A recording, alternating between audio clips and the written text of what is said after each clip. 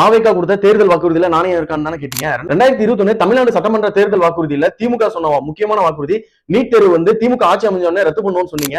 இந்த 3 வருஷத்துக்கு மட்டும் நீட் தேர்வுக்கு பயந்து நீட் தேர்வு வேணாம்னு சொல்லி 14 குழந்தைங்க ரத்து பண்ணிருக்கு. நம்ம தலைவர் சொல்லியிருக்கிறார், வாக்குறுதி கொடுத்திருக்கிறார், திராவிட முன்னேற்ற கழகம் ஆட்சி வந்துச்சுன்னா 100% தமிழ்நாட்டில இருந்து நான் நீட் தேர்வை அடியோட ஒழிச்சு கட்டுவேன்.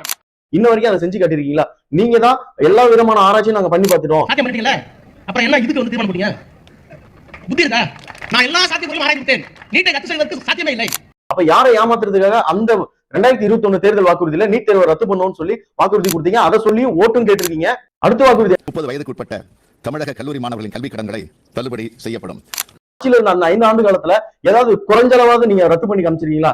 எதுவுமே பண்ண கிடையாது. அடுத்தது சட்டம் ஒழுங்கு. சட்டம் ஒழுங்கு உங்க ஆட்சியில, அதாவது 2021 இருந்து 2026 வரைக்கும் எப்படி சட்டம் ஒழுங்கு இருந்துச்சுன்னு நான் இதுக்கு முன்னாடி நம்ம சேனல்ல வீடியோ போஸ்ட் பண்ணிருக்கேன். அதை பார்த்து தெரிஞ்சுக்கோங்க.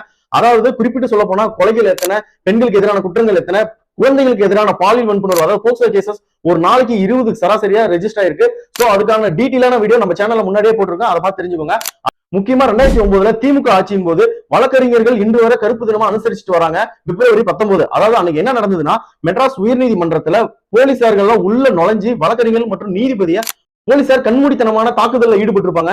தமிழ்நாட்டு வழக்கறிஞர்கள் இன்று வரைக்குமே பிப்ரவரி 19ஆம் தேதியை கருப்பு தினமா அனுசரிச்சுட்டு வராங்க. அந்த தினம் உங்களுக்கு ஞாபகம் இல்லையா சார்? லாஸ்ட் ஒன், பத்திரிகை சுதந்திரம். அதாவது ஜனநாயகத்தின் 4வது தூணா பத்திரிகை சுதந்திரம் இருக்கு. உங்க ஆட்சியில என்ன பண்ணீங்க? உங்களுக்கு எதிராக பேசுறவங்க மேல பொய் வழக்கு போட்டு, உதாரணத்துக்கு சவுக்கு சங்கர் எடுத்துக்கும், சமூக ஆர்வலர்களை எடுத்துக்கும், அவங்க மேல தேவையில்லாத பொய் வழக்குகள் போட்டு, குண்டர் சட்டங்கள் போட்டு எவ்வளவு வன்முறைக்கு ஆளாகுனீங்க. நீங்க வந்து பத்திரிகை சுதந்திரத்துக்கு பேசுறதுக்கு என்ன தார்மீக உரிமை இருக்கு?